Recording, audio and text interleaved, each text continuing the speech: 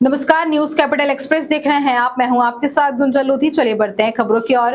उत्तर प्रदेश के पूर्व मंत्री व्यास जी गौड़ मध्य प्रदेश में आदिवासियों पर हो रहे अत्याचार का विरोध कर रहे हैं। उन्होंने बताया कि मध्य प्रदेश सरकार की आदिवासियों की जमीन छीन रही है, वहीं आदिवासियों पर पेशाब किया जा रहा है। भाजपा नेताओं द्वारा मध्य प्रदेश में लगातार अपराध बढ़ते जा रहे हैं। राजधानी भोपाल में आज सपा प्रदेश कार्यालय में उत्तर प्रदेश से आए पूर्व मंत्री व्यास जी गौड़ ने बताया है कि मध्य प्रदेश लगातार अपराध की श्रेणी में आता जा रहा है। मध्य प्रदेश में बेरोजगारी चरम सीमा पर है। सपा सरकार अगर मध्य प्रदेश में बनती है तो हम बेरोजगारी खत्म करेंगे, आदिवासियों पर जो अत्याचार हो रहा है उसको खत्म करेंगे। समाजवादी पार्टी सभी सीटों पर चुनाव लड़ेगी। लगातार प्रदेश में दौरे कर रहा हूं। वहीं आने वाले दिनों में राष्ट्रीय अध्यक्ष अखिलेश यादव भी मध्य प्रदेश के दौरे करेंगे। सरकार की जन विरोधी नीतियों के खिलाफ सपा सरकार लगातार मैदान में है और इस बार हम सरकार बनाएंगे। हम आदिवासी नेता से मिल के आ रहे हैं, कहे तो व्यास जी हम लोग क्या करें, हम लोग पार्टी के सरकार में हैं, हम लोग बोल नहीं पा रहे हैं। सबसे ज्यादा उत्पीड़न हो रहा था आदिवासी पर अत्याचार हो रहा है। आप क्या चाहते हैं, समाजवादी पार्टी क्या चाहती है? क्योंकि लगातार समाजवादी पार्टी यह चाहती है तो आदिवासी के अधिकार देगी। जब सरकार बनेगा, हम बनाने जा रहे हैं सरकार, चुनाव बाद हमारा सरकार बनने जा रहा है। जब चुनाव सरकार बनेगा तो आदिवासियों का अधिकार देंगे। पढ़ने के लिए आदिवासियों के बच्चे के लिए विद्यालय खोलेंगे। उनके कृषि के लिए 5 एकड़ जमीन हम देंगे पट्टा। घर बनाने के 2500 स्क्वायर फुट में 2 कमरा बना के उनके आवास देंगे। आदिवासियों के सबसे अधिक हम दिए हैं उत्तर प्रदेश में, यहाँ भी आदिवासियों को देंगे। आदिवासियों को उत्तर प्रदेश में 2208 पुलिस बनाए हैं और शिक्षा विभाग में 965 बनाए हैं। बाबू, टीचर, चपरासी, लेखपाल बनाए हैं जो पटवारी यहाँ कहे जाते हैं। 700 बनाए हैं पटवारी। सिर्फ आदिवासी। जी अध्यक्ष जी बताएं, मध्य प्रदेश के प्रवास पर हैं आप, चुनावी दृष्टि से यहाँ पर लगातार प्रवास किए जा रहे हैं, क्या कुछ रणनीति है? पहले तो आप लोग के सभी चैनलों के बधाई। पहला कांड हुआ था सिद्धि में आदिवासियों पर। सिद्धि में आदिवासियों पर वहाँ के विधायक के प्रतिनिधि शुक्ला जी एक आदिवासी के शरीर पर पेशाब किया। पेशाब के वो चला टीवी चैनलों पर। इसके आदिवासियों के हम राष्ट्रीय अध्यक्ष है, इस नाते हम वहाँ गए, उसके घर गए। हम घर जाने पर पता चला तो घर में बाहर पुलिस खड़ी थी। इसी तरह बाहर उसको निकलवाए, हम निकाल आया। आने पर कहा तो हमारे शरीर पर पेशाब किया गया है मगर पुराना है। फिर कहा तो हमको मुख्यमंत्री जी बुलाए थे, भोपाल हम गए थे। हमको 6.5 लाख रुपए के चेक दिए हैं, एक 5 लाख के चेक दिए हैं, एक 1.5 लाख के चेक दिए हैं। और कहें तो कह देना तो हम कुछ नहीं जानते, हम नशक में थे तो हमारा शरीर पर पेशाब कर दिए। तो ये बात कहा तो बताइए, आदिवासियों पर शरीर पर पेशाब कर दिया जाए। अब भाजपा सरकार पैसा दे के वो दबा रही है। ये आदिवासियों के अधिकार छीना जा रहा है। सब चीज छीन लिया गया है सरकार में। अधिकार तो एकदम खत्म हो गया। अभी जमीन के बारे में देख ही रहे हैं, जमीन आदिवासियों के बड़े बड़े कंपनियों वाला ले लिए, कुछ पैसा दिखा के दारू पिया के ले लिए। वही कांड सिद्धि में जो हुआ, इसके लिए हम धरना प्रदर्शन वहाँ किए। डीएम ने स्वीकार किए तो हाँ, इसके साथ अत्याचार हुआ है आदिवासी के साथ। हम इनका मुआवजा जो बनता है मुआवजा देंगे। आइए हम खेत अफसोस करते हैं तो इनके साथ हुआ जो उत्पीड़न है उस पर बोलेंगे। भाई वही आदिवासी क्यों नहीं बने? 230 विधानसभा सीटें 47 आदिवासियों की है। सरकार बनाने के लिए तो और होना चाहिए। और क्या करेंगे? और करेंगे ना, और करेंगे तो पढ़ने के लिए बच्चे लोग के व्यवस्था करेंगे, नौजवानों को नौकरी देंगे, महंगाई पर कंट्रोल करेंगे, यूरिया खाद, पोटास खाद, डीएपी खाद, तमाम पर खादों पर विचार करेंगे। अधिक से अधिक हम किसान को लाभ देंगे, बीज की व्यवस्था करेंगे। सब्सिडी वाला बीज किसानों को हम कहाँ से दें, ये सभी काम करेंगे। आपकी पार्टी में चल ही रहा था ये घटना भी चली जाता टीवी चैनल पर आप लोग के माध्यम से। तो दूसरा घटना आ गया झबुआ के। झबुआ में एक 8 बरस के लड़की, पढ़ने वाली लड़की के साथ वहां के एसडीएम द्वारा छेड़खानी किया गया। ये दूसरा न्यूज चलने लगा। रोज एक न्यूज चलता है। आदिवासियों पर तो इतना आफत पड़ गया है तो पूछिए मत। रोज आदिवासियों के साथ, बहन बेटी के साथ छेड़खानी, आदिवासियों के जमीन उजाड़ा जा रहा है, आदिवासियों के घर उजाड़ा जा रहा है। अभी एक वहां सिद्धि में हुआ। अभी आज जो आए हम भोपाल, बताएंगे नहीं, वो तो हमारा पार्टी के काम है। सर्वे चल रहा है, तो सर्वे करवा रहे हैं गुप्त तरीके से। इस पर चर्चा गोपनीय होगा तो आपसे क्यों बताएं। क्या है अभी जो भारतीय जनता पार्टी के विधायक हैं उस पर भी बात हुआ। कल एक अभी पत्रकार महोदय हमसे कहे तो हम बताए उनसे, तो घोटाला पर घोटाला हो रहा है। तो उजागर एक घोटाला हो गया, तब हम जान गए और आप जान गए। ये तो घोटाला का सरकार है। यह तो इतना मुख्यमंत्री, हम नहीं जानते इतना मुख्यमंत्री झूठ बोलने के आदि है। प्रधानमंत्री अलगा झूठ, उत्तर प्रदेश के मुख्यमंत्री अलगा झूठ, मध्य प्रदेश के मुख्यमंत्री अलगा झूठ। ये झूठ के मशीन है भाजपा के पास। झूठ बोलने सीखना हो तो वहां डिवीजन करना चाहिए। अपराधी वहां चले जाते हैं तो शुद्ध हो जाते हैं। हमारे पास रहेंगे, आपके पास रहेंगे तो अपराधी रहेंगे। अब देखिए अभी महाराष्ट्र में क्या हुआ। जेल जइबो, जेल जइबो, जेल जइबो नारा लगाने वाला के बिल के सरकार बना लिया गया, खरीद लिया गया। यही स्थिति है उत्तर प्रदेश में। जितने अपराधी हैं, अब देखिए वहां एक मुरलीधर सिंह है, खेल वाला, लड़कियों के साथ छेड़खानी हुआ, रोज चल रहा है। नेशनल खिलाड़ी है, तिरंगा के सम्मान रखने वाली लड़की है, उसके साथ छेड़खानी हुआ, उस पर कोई आज ले आरोप नहीं फाइनल किया। सर मध्य प्रदेश में जिला होगी सर 52 जिले हैं, कैसे 3 महीने बचे, कैसे चुनाव की तैयारी कर लेंगे हम। अभी कई जिला दौड़ कर रात से आ रहे हैं। अभी सर? नौजवान है संतोष जी, और नौजवानों को टाइम नहीं होता है। नौजवान चलेगा, उन्हें लाइन चलेगी। सर आपका घोषणा पत्र तैयार हो गया क्या? अभी नहीं, सर, काम चल रहा है। प्रत्याशी चयन प्रक्रिया कैसी रहेगी, किस प्रकार प्रत्याशी चयन करेंगे? कौन सी चयन प्रक्रिया? सबसे अच्छा संगठन है और अनुशासन है। और अनुशासन में देख रहे हैं कोई बोल रहा है, यही अनुशासन है। अभी आप मौजूद है, प्रदेश अध्यक्ष नहीं है, आपकी प्रदेश कार्यकारिणी नहीं है, या उपलब्ध नहीं है। आपके अपने मत से हम गवर्नमेंट कैसे बनाएंगे सरकार? आप हमारा सब चीज है यहाँ, केवल हमको लिस्ट जारी करना है। लिस्ट जारी कर रहे हैं और यहाँ के क्षेत्र के लोग जिताएंगे और क्षेत्र के विधायक जीत के आएंगे भोपाल में शपथ लेने के लिए। सर अभी कितने जिले? इस संस्थान की स्थापना जैसा सिंधिया जी बता रहे थे, स्वर्गीय माधवराव सिंधिया जी देश के मानव संसाधन विकास मंत्री थे।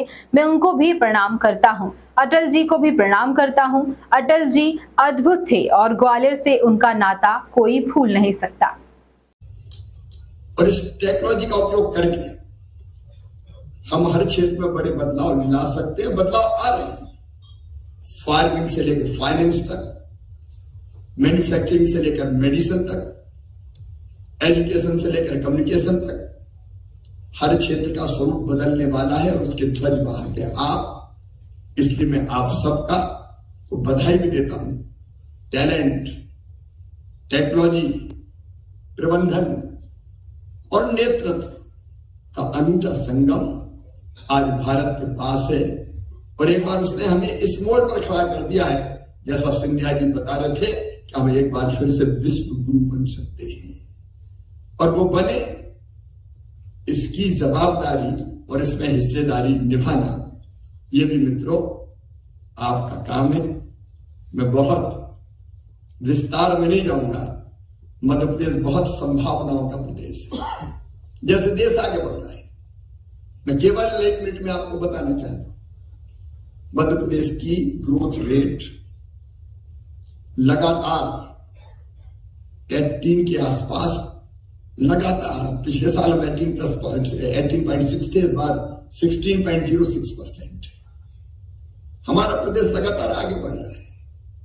पर कैपिटा इनकम हमारी कभी 11,000 रुपये हुआ करती थी, आज 1,40,000 रुपये है। हमारी जीएसडीपी का साइज जो कभी 71,000 करोड़ था 5-6 तक, आज बढ़कर 15 लाख करोड़ को क्रॉस कर गया है। मध्य प्रदेश भी तेजी से आगे बढ़ रहा है और तेजी से आगे बढ़ाने में आपके ज्ञान का उपयोग हो, यह मैं आपसे आग्रह करता हूं, क्योंकि रोल आपको भी प्ले करना है। आपके उज्जवल भविष्य के लिए मैं आपको बहुत बहुत शुभकामनाएं देता हूं। गीत नया गाता हूं, अटल जी कवि थे और ये पंक्तियां हम सबको भी जीवन में हार नहीं, जो सोचा है वो कर कर ही हम चैन की सांस लेंगे। अब आप देखिए, आप में से मुझे बताए कई का कंपनियों में प्लेसमेंट हो चुका है। अब अर्निंग शुरू हो जाएगी, लेकिन लर्निंग मत भूलना, जीवन भर सीखते रहना। यहां से निकलने के बाद आप सबको इस गौरवशाली संस्थान के साथ साथ मध्य प्रदेश की भी ब्रांड एम्बेसडर बनेंगे।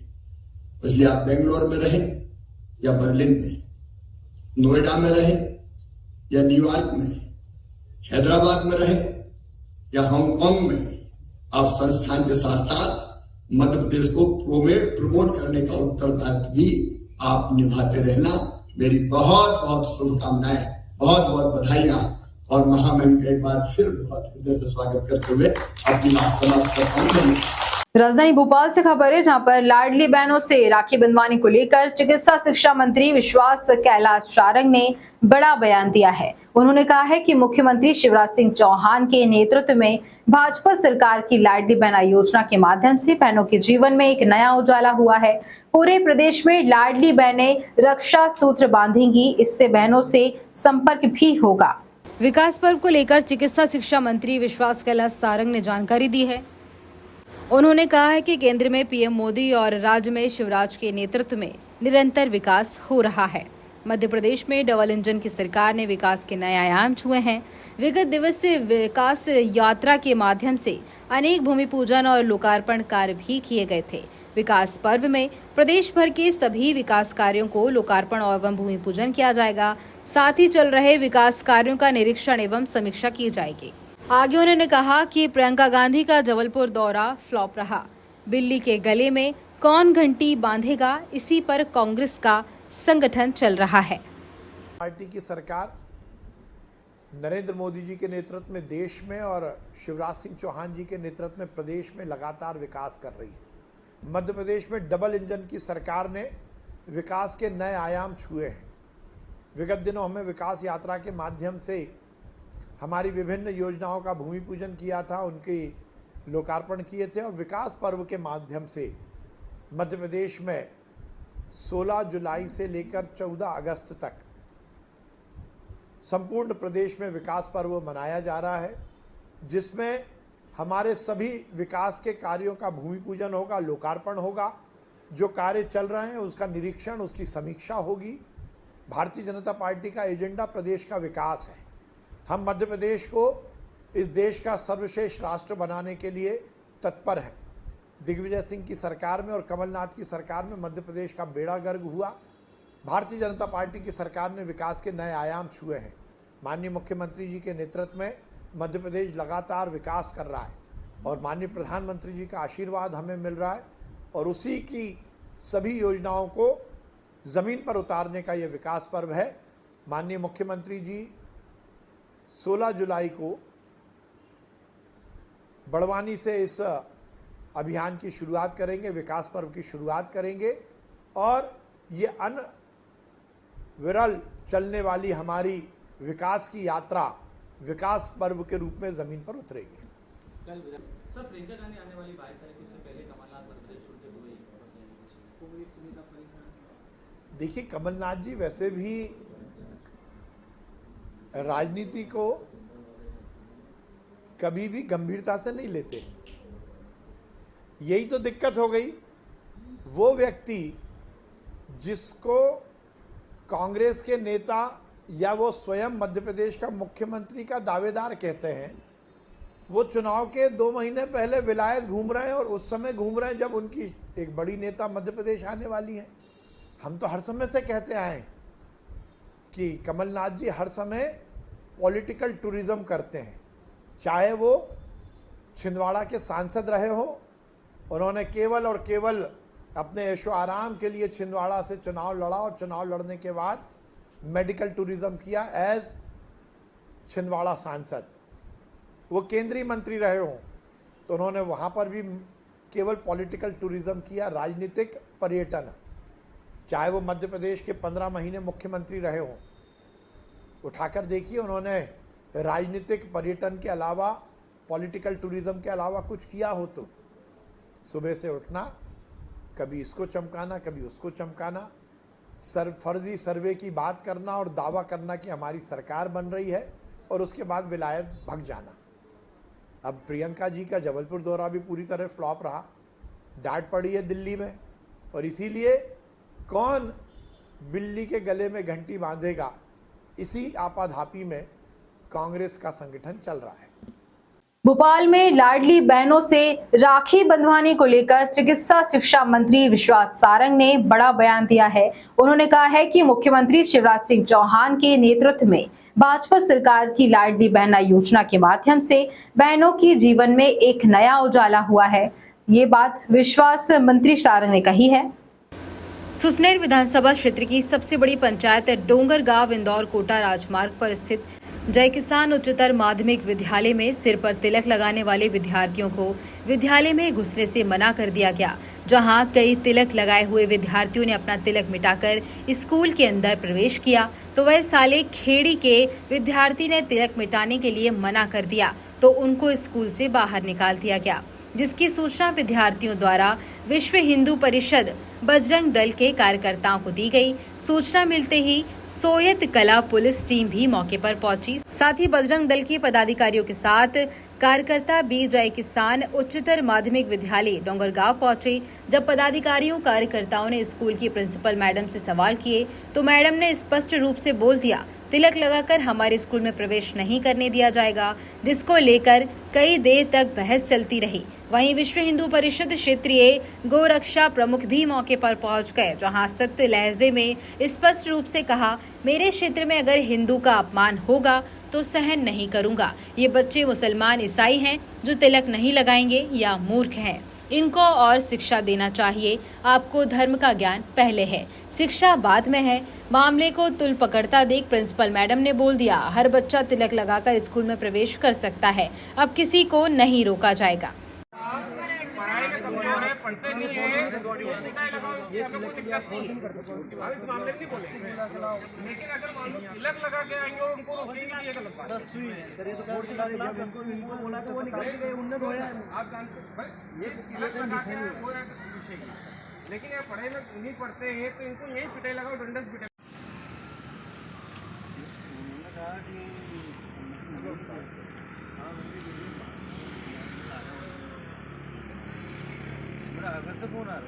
मतलब ये नहीं कि हिंदुत्व नहीं है। मना कर रहे हैं हम लगाने को। कौन मना कर रहे हैं यार? काहे को मना कर रहे हैं यार? मैं रात से प्रयास कर रहा हूँ कि बच्चे को मेरे को आना पड़ रहा है, तो किसी भी कीमत में डोंगरगांव नहीं पूरे क्षेत्र में, तो इसलिए आप मेरे को जानते हो नहीं जानते हो, आप किसी पूछना भाई, उन्होंने सुना है कि कुछ अच्छा नहीं लगता परिवार में कुछ, तो मेरे बड़े हो आप और आप तो हमें ज्ञान दो कि भैया कहाँ धर्म पे चलना। नहीं हमको धर्म का ज्ञान पहले है, शिक्षा बाद में है। यार फिर जब उस जबरन बात को बढ़ा रहे हो, जब कही थी जब बात के करा लगा क्या जाना कोई दिक्कत नहीं, फिर कहाँ बात हुई कोई इसमें?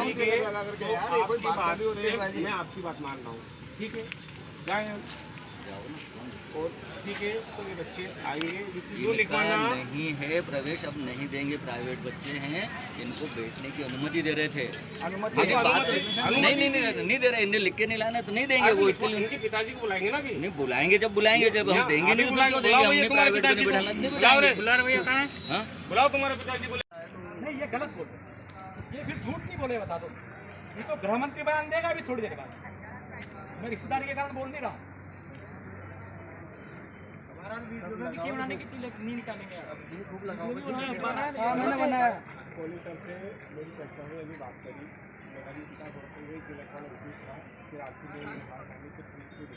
ये हिंदुस्तान है और तिलक निकलेगा।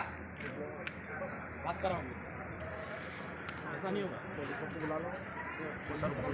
नाम है आपका? रोहित विश्वकर्मा। क्या मामला हुआ यहाँ पर जय किसान शिक्षा संस्थान में? यहाँ ये हुआ कि तिलक बैन है यहाँ पे, एक प्रकार से तिलक निकालने वालों को तिलक मिटाया। एक तो हम 3 दिन से तिलक निकाल कर आ रहे थे, तो हमें आज भगा दिया है। एडमिशन तो प्राइवेट है हमारा, पर फिर भी हमें भगा दिया है यहाँ से। तो किसने आपका तिलक मिटाया? Principal madam. प्रिंसिपल मैडम ने। तो तिलक लगा रखा था तो मुंह धुलवाया आपका? हाँ, हमारा नहीं, 2-3 लड़के हैं जिनका मुंह धुलवाया। अच्छा, फिर आपने क्या किया? कुछ भी नहीं किया, बस प्रशासन को फोन किया। अच्छा, पुलिस मौके पर पहुंची है? हाँ। क्या नाम है आपका? रोहित विश्वकर्मा। कहाँ के निवासी हो? सालियागढ़ी। गोविंद गुजर, सालियागढ़ी। अच्छा, आपके भी तिलक के लिए मना कर दिया? हमारी वही समस्या, हम यहाँ प्रेयर में खड़े थे, सबके सामने 9वीं से 12वीं के विद्यालय सभी यहाँ पे खड़े थे। हाँ। और सभी के सामने हमें मना करके उन्होंने भगा दिया हमें, क्योंकि हमने मुंह नहीं धोया, और जिन्होंने मुंह धो लिया उनको बिठा लिया अंदर। अच्छा, मतलब तिलक लगा के स्कूल में अंदर प्रवेश नहीं होगा? नहीं होगा, उन्होंने साफ मना किया है कि अगर तिलक लगाना है। कौन सा विद्यालय है ये? जय किसान उच्चतर माध्यमिक विद्यालय डोंगरगांव।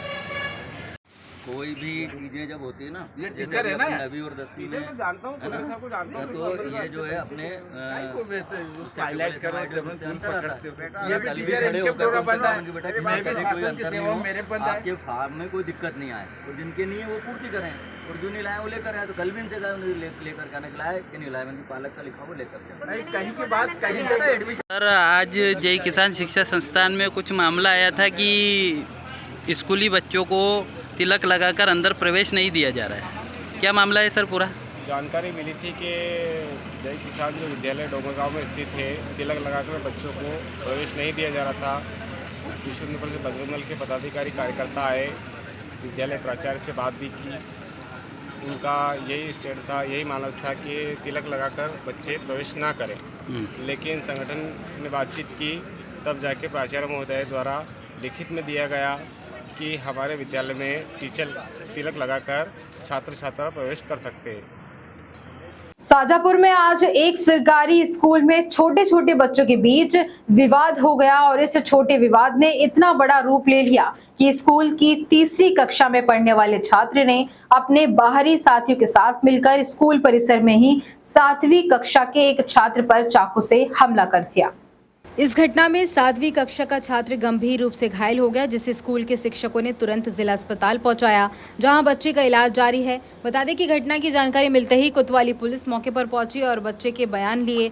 जानकारी के मुताबिक शहर के महूपुरा इलाके में स्थित राधा कृष्ण सरकारी माध्यमिक विद्यालय में लंच ब्रेक के दौरान स्कूल परिसर में ही बच्चों का ये विवाद हुआ, जिसके बाद हड़कंप मच गया। बच्चे को चाकू मारने के बाद जिन बच्चों ने इस घटना को अंजाम दिया वे मौके से भाग गया। जो बच्चा घायल हुआ उसके परिजन जिला अस्पताल पहुंचे। विवाद बढ़ने की आशंका को देखते हुए स्कूल में फिलहाल पुलिस तैनात कर दी गई है। विवाद हो गया है, विवाद पे घायल बच्चे को हॉस्पिटल ले आए, उसको इलाजरत है, और जिसने विवाद किया है उस लड़के को आइडेंटिफाई कर लिया है, ये तलाश कर रहे हैं, जल्दी उसके ऊपर कार्रवाई करेंगे सख्त से। प्राथमिक तौर पे स्कूल में हुई, स्कूल की जानकारी मिली है अभी, स्कूल में विवाद हुआ है। ठीक है, थैंक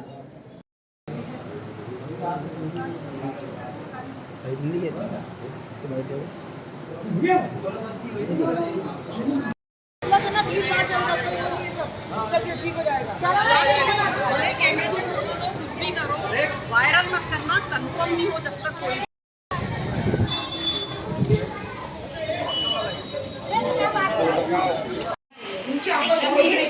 एक अपने स्कूल का था, 3 आउटसाइडर।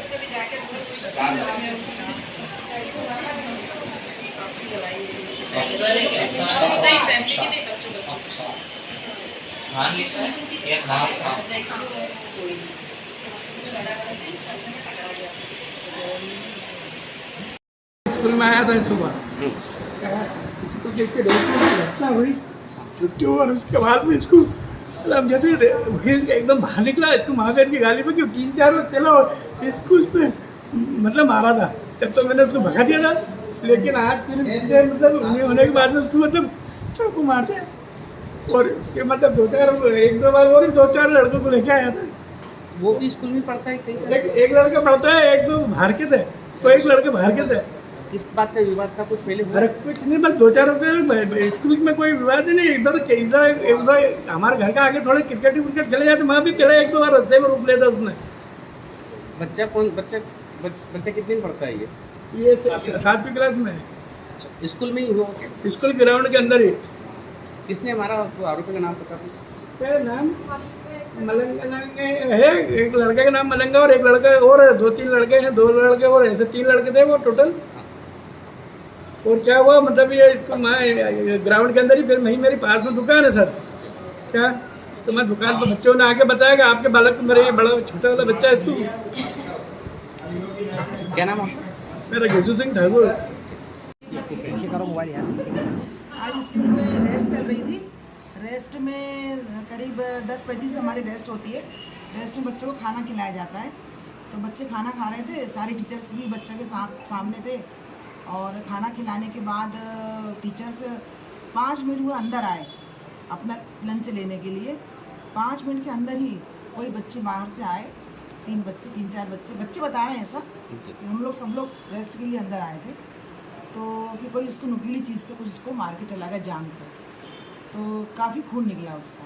फिर हम सब लोग दौड़ के बाहर गए, बच्चों ने बताया हमको कि मैडम एक बच्चा अपने स्कूल के था और बाकी 2-3 और साथ में थे उसके, तो उसको मार के भाग गए वो लोग। फिर हमने उस बच्चे को तुरंत मेडिकल एड देने के लिए सर लोग हमारे ऑटो करके तुरंत सिविल हॉस्पिटल ले गए और उसका इलाज तुरंत चालू हो गया और वह अच्छा है।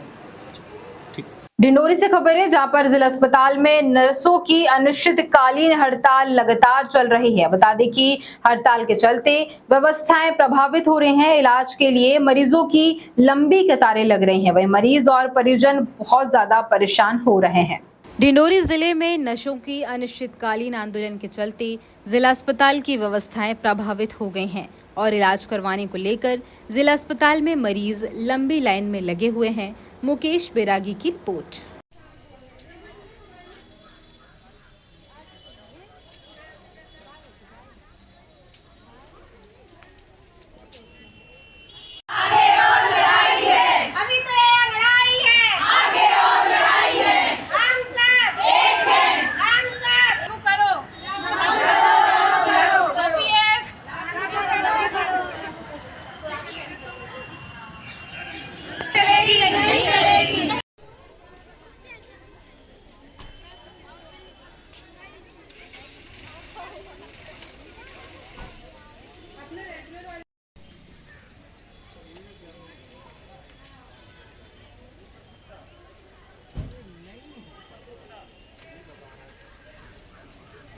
पहुंचे हैं, लगातार नर्सों की अनिश्चितकालीन हड़ताल है।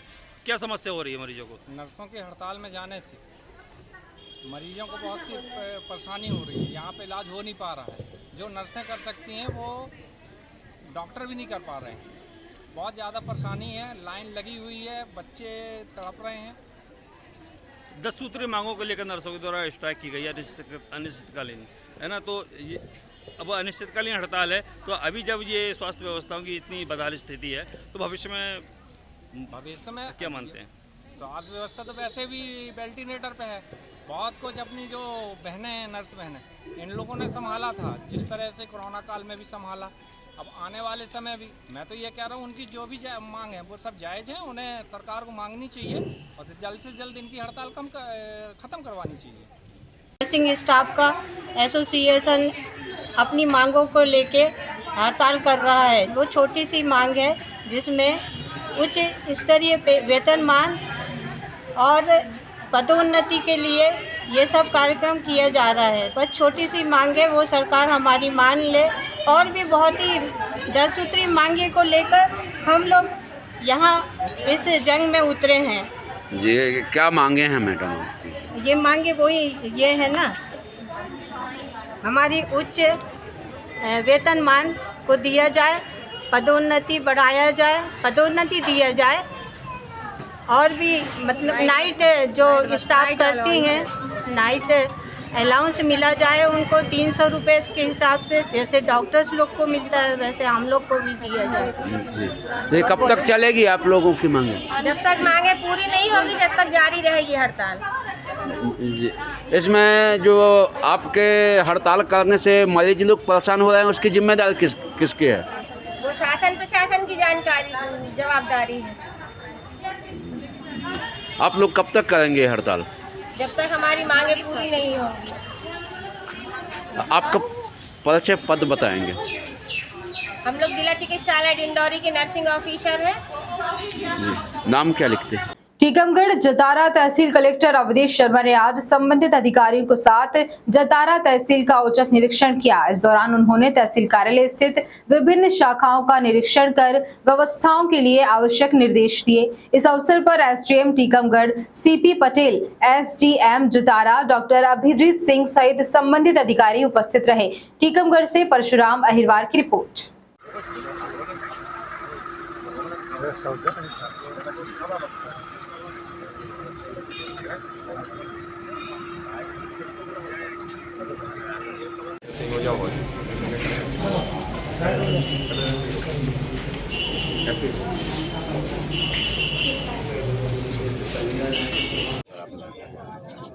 आपने प्रत्यक्ष रूप से देखा है, समस्या भी हैं, समस्या का कारण भी है, निराकरण भी किया है और तहसील में सभी लोग एक्टिव हैं। मैडम तहसीलदार आपने देखा, उनके हर एक आवेदक के बारे में भी वो संज्ञान है, उनको सब जानकारी। यानी प्रशासन प्रथम दृष्टया तो जागरूक दिख रहा है। कुछ कमियां बेशियां चाचा जान जो भी बताने वाले हैं हम उनको टैकल करेंगे। ग्रामीण क्षेत्र में जैसे इन्होंने बताया हम दिखवाएंगे और जो नई नई चीज़ें आएंगी समस्या का निराकरण करने के लिए ही शासन ने सभी को भेजा है। हर एक की समस्या निराकरण हुई हमारा प्रयास रहेगा जहाँ तक हो पाएगा, है ना। आपसे अपेक्षाएं तो रखते हैं, रखिए, बिल्कुल अपेक्षा रखें। हाँ। तो आपसे अपेक्षाएं ज़्यादा लोग रख रहे हैं कि हमारा काम जल्दी हो जाए। बिल्कुल, सबका काम जिस गति से हो रहे हैं उससे तुरंत गति से करने के प्रयास किए जाएंगे और उसमें आप सबका सहयोग रहेगा। कह रहा हूँ कि अब चुनाव आ गए एमपी। हाँ जी, तो काम तो लगभग ठीक ही चल रहा जी। आपको बुला लिया जी, इतने लोग पहले से काम कर रहे थे, तो क्या इन समस्याओं को देख के लगता है कि अब कोई शिविर लगाया जाए? नहीं, शिविर लगाएंगे ना। अभी हमने आपके आने के पहले वही चर्चा कर रहे थे कि जो समस्याएं प्रमुखता से निकल के आएंगी उनको सभी को शिविर के माध्यम से दूर करने के प्रयास किए जाएंगे, ताकि हम चाहते नहीं कि जनता हमारी तहसील तक आए। हम लोग गाँव में जा के शिविर लगाएंगे ताकि इनको बार बार पूरा दिन खराब ना करना पड़े। लेकिन जो न्यायिक प्रक्रिया होती है, जैसे माननीय न्यायाधीशों के यहाँ पे होती है, उस प्रकार तहसीलदार के न्यायालय में कुछ प्रक्रिया होती है, उसमें अभिभाषक महोदय के माध्यम से रिप्रेजेंटेशन हो जाता है तो वो होता रहेगा। अन्यथा जो ऐसी समस्याएं जो ग्रामीण क्षेत्र में निराकरण हो सकती हैं और संभव प्रयास किए जाएंगे निराकरण करने के। और सर अभी एक अखबार में छपा है कि दिनों मंदिर पर के पास वो अस्पताल बन रहा है और तालाब में बन रहा है वो। अच्छा, मैं पता करता हूँ, मैं भी जानकारी लेता हूँ। आपने पता आप मुझे बताना क्योंकि ये मुझे अभी ब्रीफ करेंगे, मैं उसके बारे में जानकारी प्राप्त होगी फिर चर्चा कर लूँगा मैं। Thank you sir.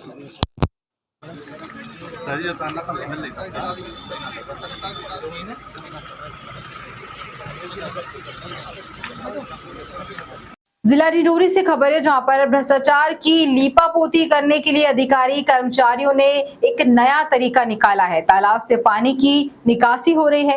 वहीं गांव में लाखों रुपए की लागत से बनाया गया अमृत सरोवर तालाब, जिसमें लाखों रुपए खर्च करने के बावजूद भी 2 साल बाद तालाब का ग्रामीणों को कोई भी लाभ नहीं मिल रहा है। डिंडोरी जिले के जनपद पंचायत अमरपुर की बरसिंगा गांव में लाखों रुपए की लागत से अमृत सरोवर तालाब का निर्माण कार्य किया गया, लेकिन अधिकारी, कर्मचारी, उपयंत्री, सचिव, सरपंच ने मिलकर भ्रष्टाचार की लीपापोती करने को लेकर अमृत सरोवर तालाब से पानी की निकासी की जा रही है, जिससे तालाब धराशायी ना हो जाए और भ्रष्टाचार की पोल खुल जाए। संवाददाता मुकेश पैरागी की रिपोर्ट।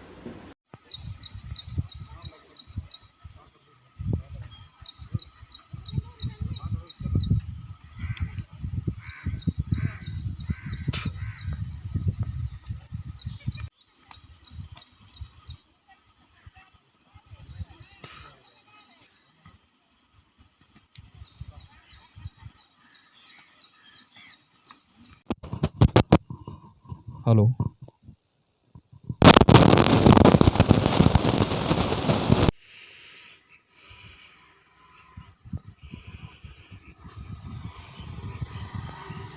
पत्थर वहां से आ जाता ना तो स्लो हो जाता।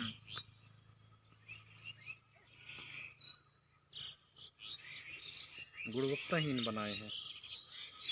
एक ही बरसात में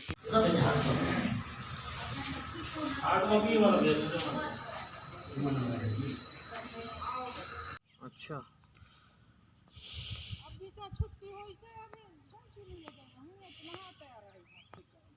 अच्छा आप भी काम कर रहे थे?